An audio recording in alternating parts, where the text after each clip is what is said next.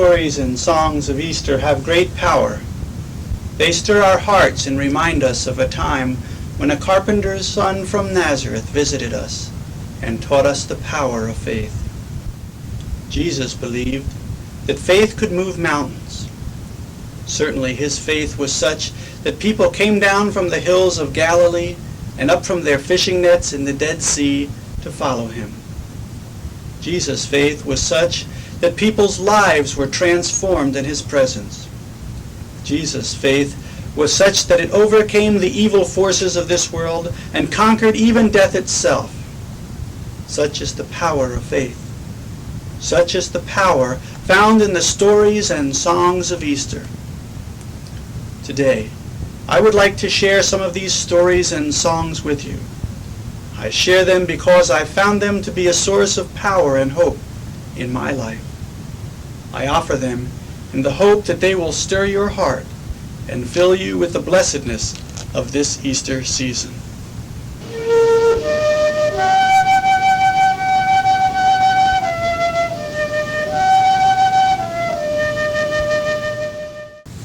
There are many stories and songs of Easter. The Gospels themselves include many different versions of the Easter story. Each of the evangelists tells his story in his own unique way. For instance, Matthew emphasizes how Jesus came to fulfill the Old Testament prophecies and establish a new expression of faith through the church. So Matthew's Easter story ends with Jesus' commandment, "Go forth and make disciples of all nations, baptizing them in the name of the Father, and of the Son, and of the Holy Spirit." So you see, Matthew's Easter story teaches us that the risen Christ comes to provide a foundation for the early church. On the other hand, Mark is more concerned to tell how Jesus redeemed the world through his suffering and death. Mark's version of the Easter story doesn't include any accounts of Jesus appearing after his resurrection. Mark's story ends with 3 women fleeing the tomb in fear and trembling. Luke, who's my favorite evangelist, portrays Jesus as a great storyteller. Luke's gospel includes more parables than any other gospel. Luke's Easter story includes that wonderful account of the risen Christ, telling stories with 2 apostles as they walk along the road to Emmaus. It's through their stories that those apostles experienced the power of the resurrection. And finally, John the Evangelist. John tells his story in order to emphasize the spiritual aspects of Jesus' life, death, and resurrection. John describes how the risen Christ comforts Mary, how the risen Christ bestows the Holy Spirit upon the disciples, how he reassures a doubting Thomas, and how he instructs Simon Peter, "Feed my sheep." Yes, there are many stories of Easter recorded in the Scriptures. I would like to share 3 of these stories. First, Mark's story of how 3 women visit an empty tomb and flee in fear and trembling. Second, Luke's story of Peter's response to the resurrection, a response that's filled with amazement. And third, Luke's story of the 2 disciples who encounter the risen Christ on the road to Emmaus. Were you there when they crucified my Lord? Were you there when he rose up from the tomb? I invite you to revisit these moments in our Christian faith as I share with you some of the stories and songs of Easter.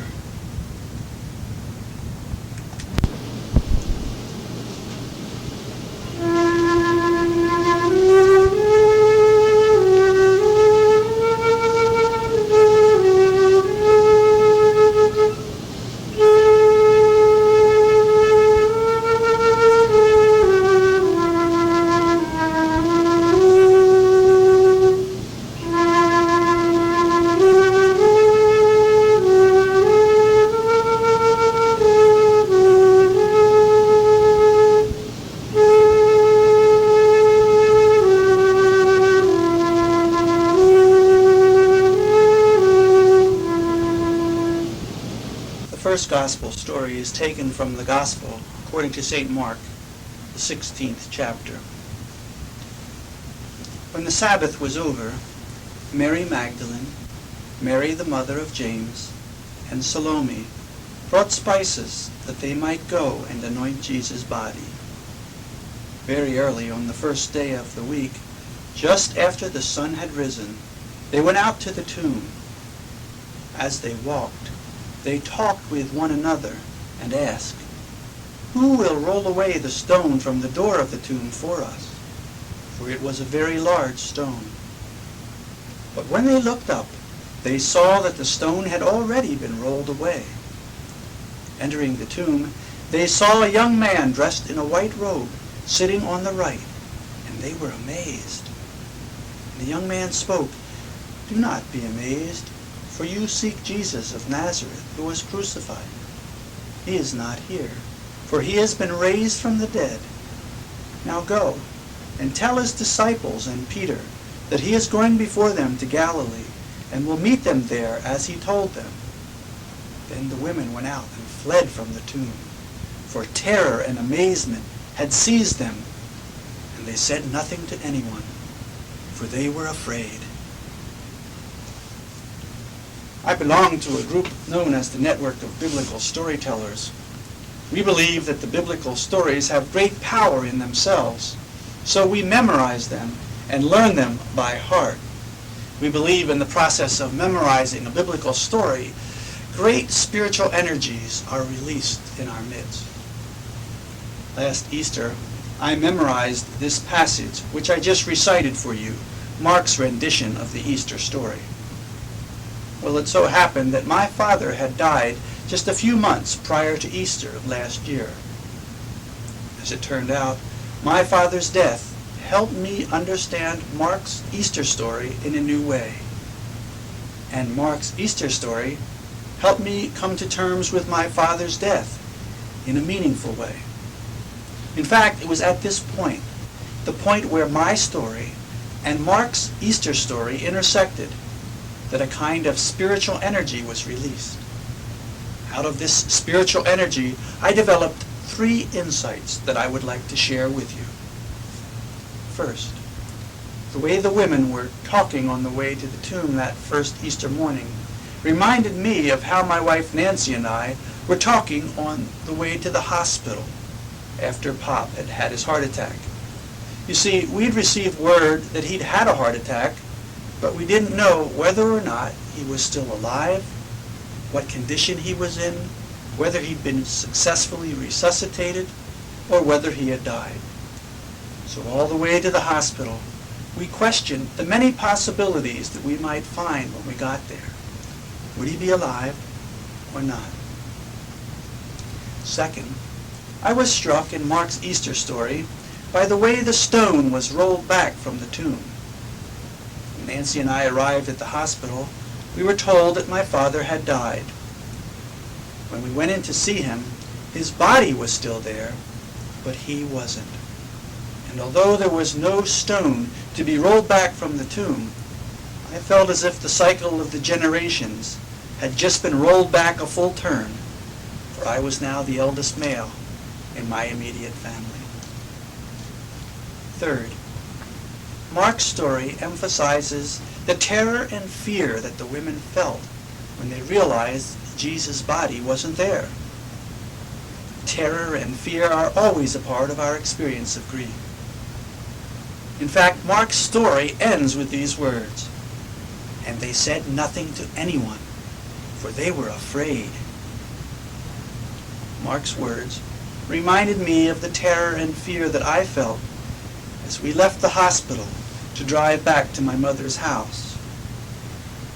How will we ever go on without my father? How will life ever be the same? What happens next? These were some of the terrors and fears and uncertainties that swirled through my mind and heart. Last year, after my father died.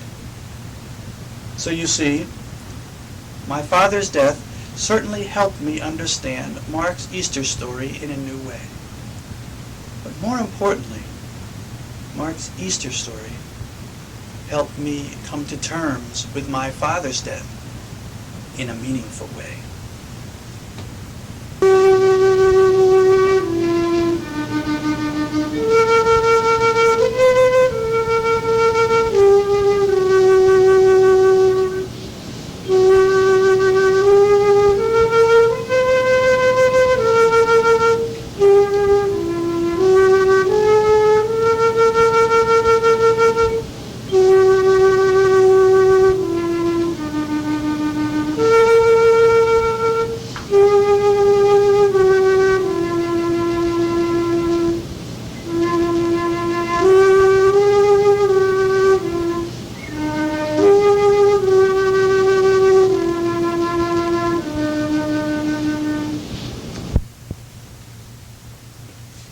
Our second Easter story is taken from the Gospel of St. Luke, the 24th chapter. On the first day of the week, at early dawn, they went out to the tomb, taking the spices that they had prepared. When they arrived, they found that the stone had been rolled back from the tomb. But when they went inside, they couldn't find his body. While they were perplexed about this, suddenly 2 men appeared, dressed in dazzling white clothes. Well, the women were terrified and bowed their faces to the ground. But the men said to them, "Why do you seek the living among the dead? He is not here, for he has risen. Remember how he told you, while he was still with you in Galilee, that the Son of Man must be handed over to sinners and crucified, and on the 3rd day rise again." Then they remembered his words, and returning from the tomb, they told all this to the 11 and to those with them. Now it was Mary Magdalene, Joanna, Mary the mother of James, and the women who were with them, who told all this to the apostles. But to the apostles, their words sounded like an idle tale, for they didn't believe them, except for Peter. Peter got up immediately and ran to the tomb. Stooping, he looked inside and saw the linen cloths lying there by themselves. Then he returned home, amazed at all that had happened. Luke tells us that Peter went home amazed at all that had happened. And I can't help but wonder if this might have been the very passage that touched the heart of John Newton hundreds of years later, when he wrote the words to his beautiful hymn, Amazing Grace. Amazing grace, how sweet the sound that saved a wretch like me. I once was lost, but now am found. Was blind, but now I see. 'Twas grace that taught my heart to fear, and grace my fears relieved. How precious did that grace appear, the hour I first believed.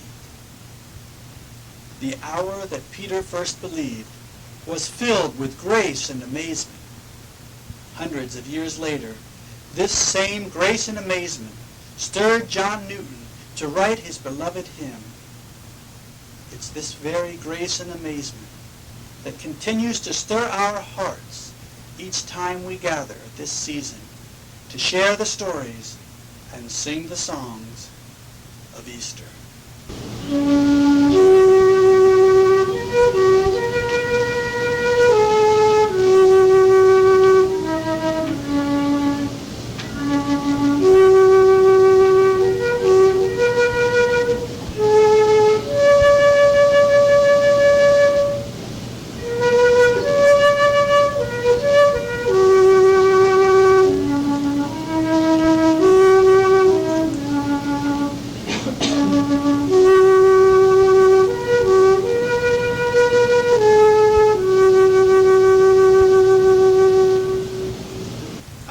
Easter story is taken from the Gospel according to St. Luke, the 24th chapter, beginning with the 13th verse. That very day, 2 of them were going to a village named Emmaus, about 7 miles from Jerusalem. And as they walked, they were talking together about all the things that had been happening in those days. While they were talking and discussing together, Jesus himself drew near and went with them. But their eyes were kept from recognizing him.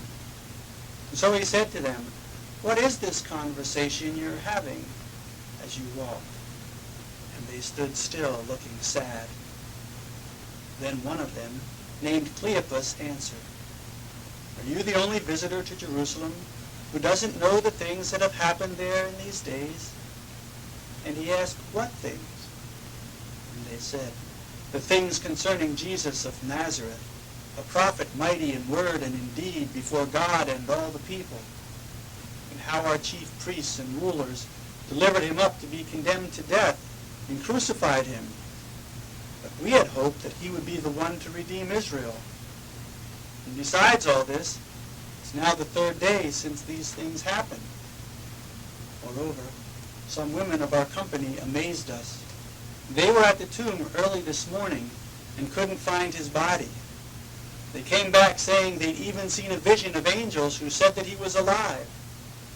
Some of those who were with us went to the tomb and found it just as the women had said. Him they could not find." And Jesus said to them, "O foolish men, and slow of heart to believe all the prophets have spoken. Was it not necessary that the Christ should suffer these things and enter into his glory?" And then, beginning with Moses and all the prophets, he interpreted to them in all the scriptures the things concerning himself. So they drew near to the village to which they were going. Jesus appeared to be going further, but they constrained him, saying, "Stay with us, for it's toward evening, and the day is now far spent." So he went in to stay with them. When he was at table with them, he took the bread, blessed and broke it, and gave it to them. And their eyes were opened, and they recognized him, and he vanished out of their sight. And they said to each other, "Did not our hearts burn within us on the road, while he talked to us and opened to us the Scriptures?" They rose that same hour and returned to Jerusalem. They found the 11 gathered together, and those who were with them, who said, "The Lord has risen indeed." Then they told what had happened on the road, and how he was known to them in the breaking of the bread. So here were a couple of Jesus' disciples walking on the road to Emmaus, telling stories about the events going on all around them.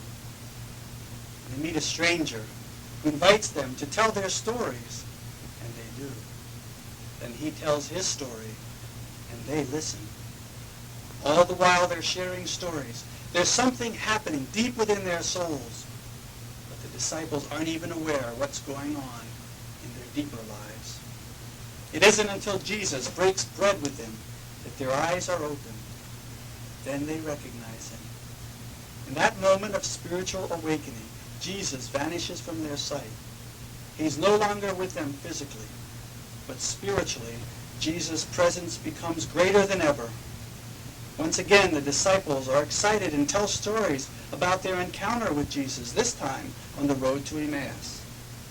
Listen to the words the disciples use to describe this encounter on the Emmaus road. I love these words. "Did not our hearts burn within us as he talked to us on the road and opened up to us the Scriptures?" Did not our hearts burn within us? These words capture the essence of the storyteller's task. The storyteller's task is to ignite the fire that burns within the hearts and souls of all men and women.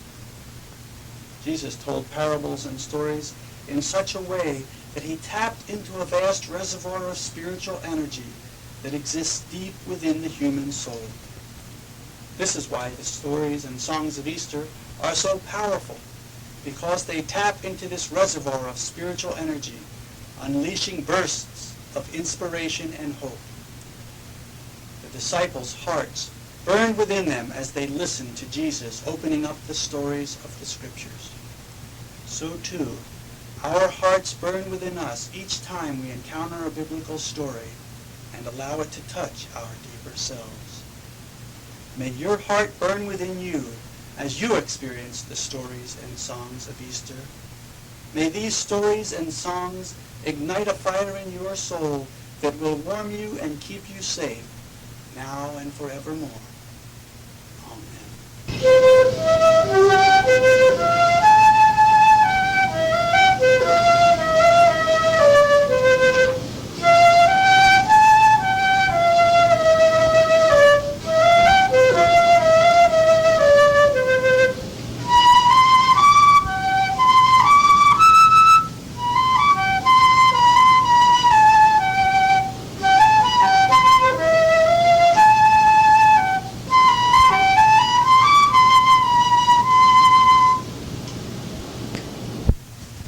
This concludes the program, The Stories and Songs of Easter. I am the Reverend Alan Kramer Moyer. Our flutist was Miss Amy Beth Moyer. May you have indeed a blessed Easter season.